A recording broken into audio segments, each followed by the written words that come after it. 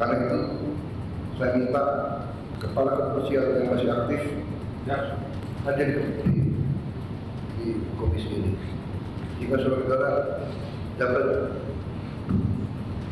masuk diskusi dan minta pandangan-pandangan yang masih aktif, dan ada beberapa tokoh yang mantan kepala kepolisian, mereka pun bisa memberi masukan pandangan-pandangan.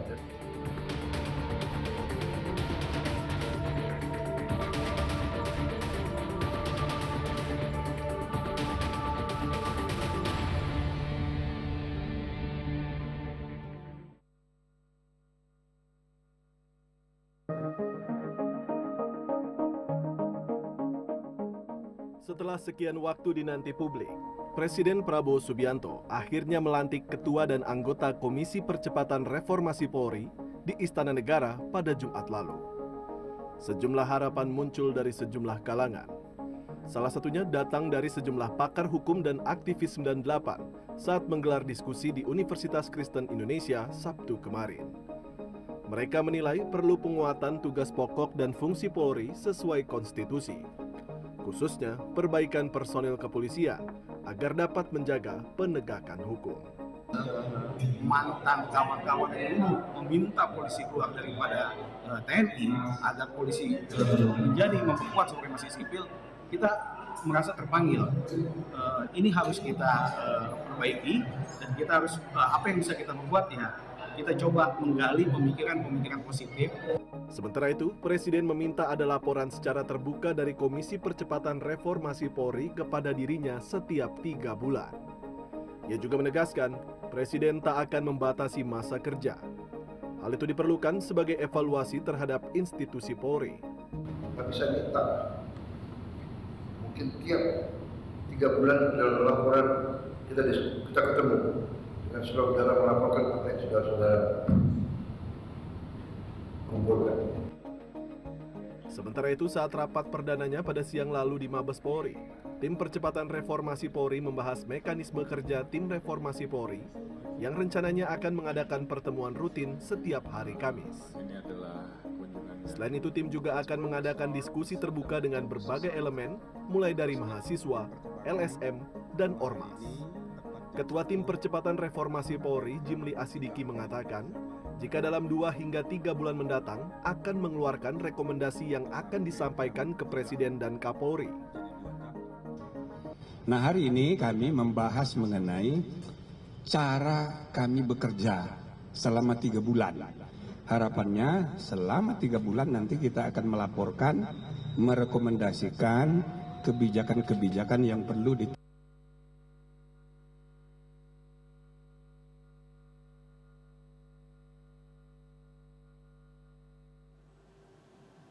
Komisi Percepatan Reformasi Polri sudah mulai bekerja pekan ini. Ekspektasi publik cukup tinggi terhadap komisi ini untuk mampu memberikan rekomendasi yang signifikan, utamanya memperbaharui dan juga memperbaiki kepolisian dari berbagai sisi atau area. Namun apa saja area yang paling perlu diberikan atensi perbaikan atau perubahan, kemudian bagaimana publik bisa mengawal agar komisi ini tidak hanya eksis di permukaan. Kita akan mendiskusikannya malam hari ini dengan penasihat ahli Kapolri Arianto Sutadi dan juga pengamat kepolisian dari AISES Bambang Rukminto. Selamat malam Pak Arya dan juga Pak Bambang. Selamat malam. Selamat malam, Pak Arya. Saya mau ke Pak Arya terlebih dahulu, sebenarnya kedua-duanya, tapi saya mau minta dulu kedua narasumber saya pada malam hari ini untuk mengomentari soal komposisi tim dari Komisi Percepatan Reformasi Polri ini. Apakah memang bisa bekerja maksimal dengan komposisi ini? Kalau kita lihat, kita breakdown, ada Kapolri itu sendiri, kemudian ada ex-Kapolri dari berbagai era, ada ex-Menko Polkam juga, dan juga ada unsur pemerintahan begitu ya, di situ ada Menkum dan juga Wamenkum. Silakan, saya mungkin ke Pak Arya terlebih dahulu. Ya, kalau saya menilai ya, ini saya lega sekali dengan Bapak Presiden itu tahu persis apa kesulitan polisi selama ini. Yang ingin diperbaiki adalah kan kekurangan-kekurangan daripada polisi selama ini. Dan kemudian polisi begitu ada Bapak Presiden mau bikin komisi, kan Pak Kapolri kan membuat tim sendiri. Setelah itu kemudian di framing sama publik katanya kita tuh belangkang, padahal bukan. Padahal kita tuh menyadari kekurangan kita, Sehingga kita melakukan penelitian ke dalam, apa-apa yang kurang, nanti kemudian hasil evaluasi itu akan disampaikan pada komisi, gitu. Jadi kita itu sinergi dengan komisi yang akan dibentuk Pak Prabowo waktu itu, gitu. Nah, alhamdulillah kita mengharapkan ya, komisi yang dibentuk oleh Pak Presiden itu hendaknya para tokoh-tokoh yang idealis, yang masih mempunyai gagasan yang bagus ya ke depan polisi itu bagaimana baiknya. Tetapi juga ada perwakilan daripada orang yang tahu tentang seluk-beluk polisi dan tahu bagaimana cara menyembuhkan polisi itu. Kalau cuma para pemikir-pemikir yang bagus, idealis, tetapi nggak tahu boroknya polisi, nggak tahu bagaimana cara menyembuhkannya itu, ya pasti percuma komisi itu nanti. Alhamdulillah kok komposisinya kan begitu kan. Pak Jimli itu menurut saya sangat sangat bijak ya, dan objektif itu, kemudian idealis. Kemudian ada mantan Kapolri itu kan menunjukkan bahwa pengalaman lama kayak gini, termasuk juga Pak Kapolri yang sekarang ini, jadi tahu apa kekurangannya. Jadi alhamdulillah dengan adanya begitu, saya yakin ya ini komisi Kapolri, komisi reformasi polisi yang bentukan Pak Prabowo maupun tim itu sangat bersinergi. Seperti Pak Jelimi katakan bahwa nanti yang Pak Kapolri itu yang internal, tapi kalau yang sifatnya eksternal, komisi inilah yang nanti akan memberikan saran pada Pak Presiden. Kalau internal, polisi sendiri yang bisa memperbaiki gitu. Saya kira itu. Oke, sementara itu.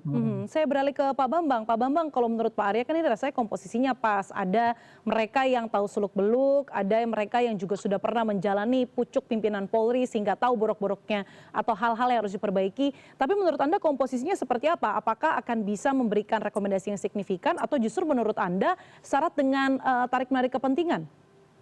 Ya, dengan komposisi lebih dominan perwakilan pemerintah dan Polri, tentu kita skeptis ya, apakah ini nanti apakah ini nanti menjawab harapan masyarakat atau malah memperkuat mempertahankan kepentingan-kepentingan Polri maupun pemerintah. Karena salah satu problem yang selama ini mendapatkan sorotan masyarakat itu adalah keberpihakan Polri kepada kekuasaan atau pada pemerintah, dalam tanda kutip ini terkait dengan kekuasaan. Beberapa tahun ini kan muncul isu terkait dengan parcok misalnya. Ini kan secara implisit ada keterkaitan antara tarik ulur antara kepentingan Polri dengan kepentingan kekuasaan. Makanya ini salah satu hal yang layak untuk direformasi. Ketika komposisi dalam komisi reformasi yang dibentuk Presiden ini dominan perwakilan pemerintah dan perwakilan Polri, masyarakat tentu akan curiga apakah ini tim ini akan bisa bertindak objektif dan tidak bias kepentingan. Apalagi bila melihat Kapolri Pak Listio juga berada di situ. Idealnya sih Pak Listio tidak berada di situ ya untuk mencegah sorotan terkait dengan bias dan konflik kepentingan itu. Tetapi kalau kita melihat berpikir positif, itu salah satunya juga bisa dilihat. Kalau rekomendasi dari tim reformasi ini positif sesuai dengan harapan masyarakat, artinya Pak Listio legowo untuk dievaluasi seperti itu. Dan beliau melakukan evaluasi sendiri bersama tim yang dibentuk oleh Presiden. Ini kalau positif. Tapi kalau negatif dan tidak sesuai dengan harapan masyarakat, ini akan menjadi blunder dan resikonya kepercayaan masyarakat kepada pemerintah maupun pada Polri ini akan semakin menurun karena bahkan tim yang dibentuk oleh Presiden pun juga tidak bisa menjawab harapan-harapan masyarakat seperti itu. Terlebih kalau kita lihat komposisinya laki-laki semua nih ya Pak Bambang ya, tidak ada unsur perempuan atau keterwakilan perempuan di situ.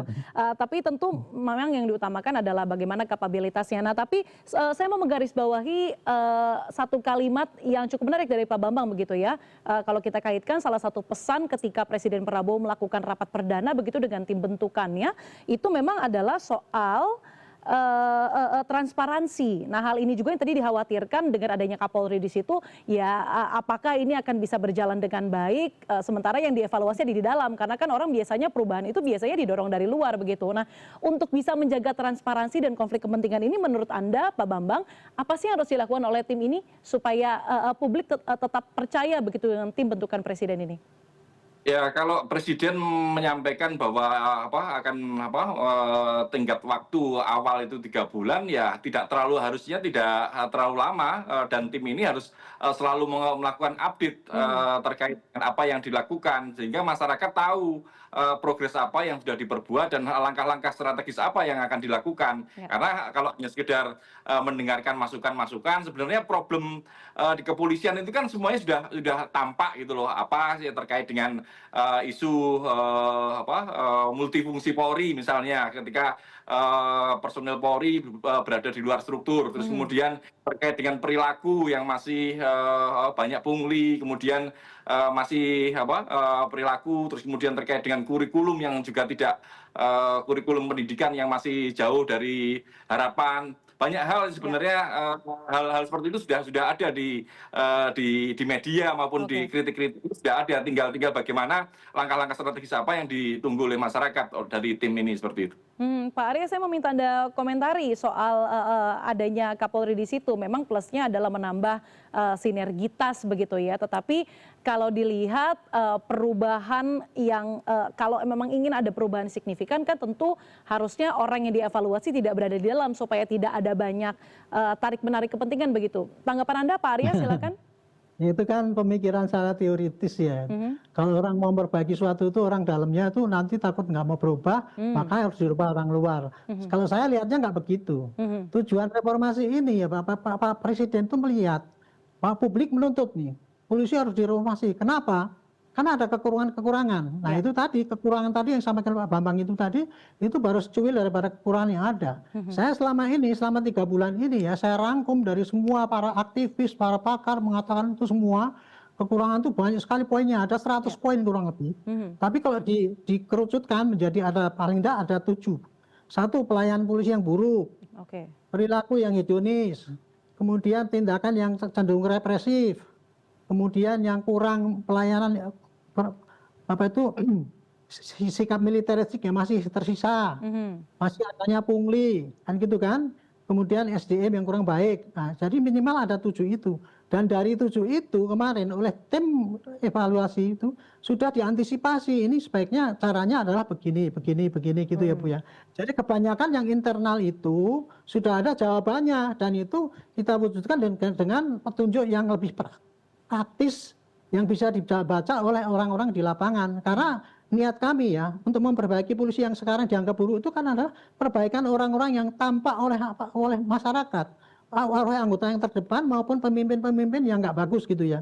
Nah itulah yang kemudian diantisipasi diperbaiki dengan cara petunjuk yang praktis, isinya boleh dan yang tidak boleh begini. Meliputi 9 aspek itu tadi, perubahan supaya pelayanan menjadi meningkat, pengawasan menjadi meningkat, kemudian hedonisme harus habis, eksesif harus diganti menjadi preventif, kurang lebih begitulah ya. Nah tadi kalau Pak Bambang mengatakan bahwa ini kalau cuma orang dalam nanti publik kurang percaya, Pak Jimli sendiri sebagai ketua TIK komisi kan sudah mengatakan nanti setiap minggu kita akan panggil semua orang-orang luar. Nah, itulah dia menjaring. Itu kan menunjukkan bahwa Pak Jimli pun itu sudah terbuka sekarang akan mengambil masukan-masukan dari luar.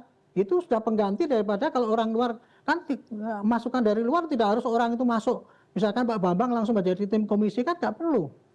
Kalau Pak Jimlinya itu bisa menerima, itu kan sudah banyak. Artinya kan dia bisa menampung dari orang banyak gitu. Nah, jadi saya kira gitu. Jadi kalau seandainya itu dianggap itu karena nggak ada orang ini orang dalam, kemudian itu perbaikan itu mungkin percuma. Saya tidak sependapat dengan itu. Karena menurut saya ini sudah pas ya, para pakar yang jujur, idealis, dan bijak itu, dia akan menampung yang dari luar seminggu sekali. Kurang apa coba? Kan gitu kan. Yang penting adalah kekurangan-kekurangan dari polisi itu harus diperbaiki.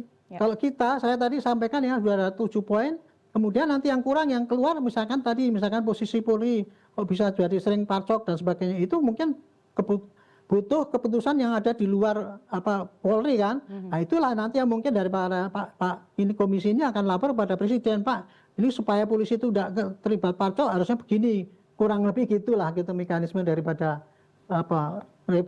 komisi reformasi Polri dan komisi yang dibentuk oleh Pak Kapolri. Kira-kira begitu kalau pandangan saya.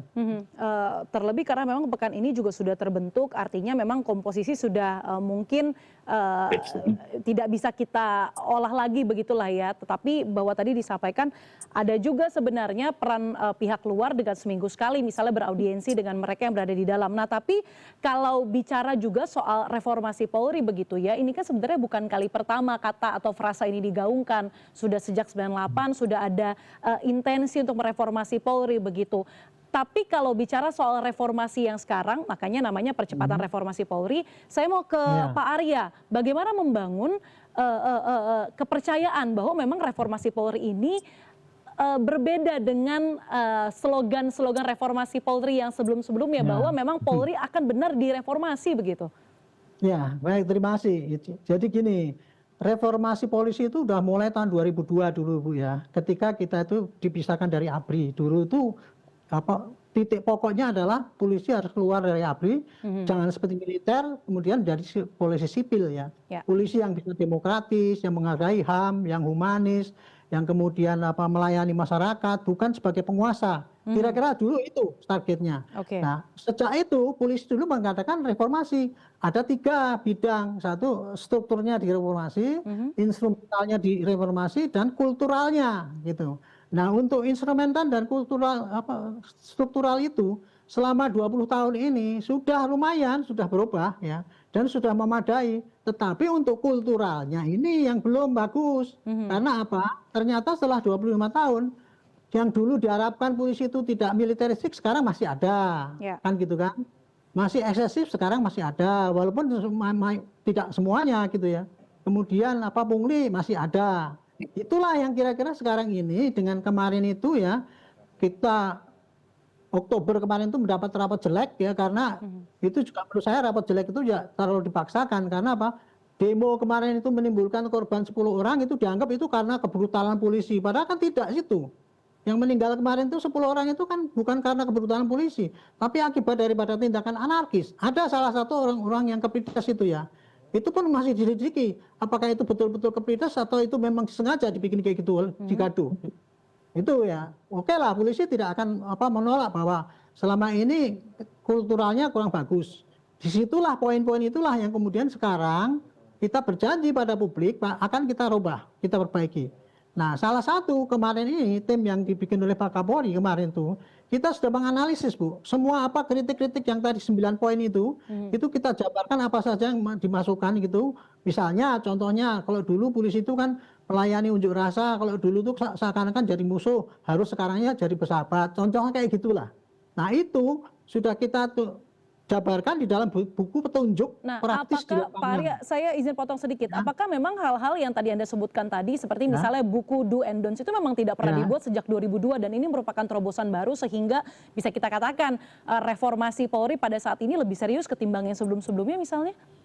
Ya, jadi gini, buku petunjuk mengenai polisi kan dulu harus menghargai HAM ya. Kita sudah bikin petunjuk buku HAM itu Bu, implementasi HAM seluruh prinsip implementasi internasional HAM itu ya. Saya sendiri yang buat itu. Gitu. Tetapi sayangnya ternyata itu kan nggak terbaca oleh anggota di lapangan, gitu loh masalahnya. Kode etik itu ada 4 etik gitu ya, seperti kita nggak boleh sombong, nggak boleh teriak-teriak, nggak boleh marahin masyarakat. Sudah ada semuanya tuh Bu. Cuman selama ini tidak bisa terlaksana karena apa? Itu tadi pengawasan dianggap lemah. Nah, pengawasannya lah kita tingkatkan juga gitu. Kemudian mengenai pelayanan yang buruk, pelayanan yang baik sudah ada dulu, cuman dulu belum bentuk dudun Bu, bentuknya masih umum gitu. Nah, makanya itu kita menyadari bahwa kesalahan kita adalah karena orang yang terdepan sudah dibikin petunjuk yang jelas tapi nggak pernah terbaca. Makanya sekarang dibikin petunjuk yang praktis yang terbaca. Nah, ini janji saya ya pada masyarakat untuk meyakinkan bahwa kita mau berubah. Saya menyarankan pada Bapak Kapolri buku Dudun itu akan kita sebarkan pada rakyat biar rakyat bisa tahu ini loh kemauan, larangan sehingga mereka bisa menegur polisi yang kurang baik. Itu kira-kira janji kita untuk bahwa kita tuh serius merubah transformasi polisi ini. Nah, ini menarik karena kalau kita melihat juga alokasi anggaran Polri begitu ya, dalam 5 tahun terakhir itu 2,6 triliunnya untuk pengadaan alat pengendali massa. Jadi seolah-olah ini lebih mengedepankan koersif ketimbang humanis. Saya mau minta nanti pendapat dari Pak Arya dan juga Pak Bambang, tapi kita harus jeda terlebih dahulu. Tetaplah bersama kami di Inside Politics with Diana Valencia.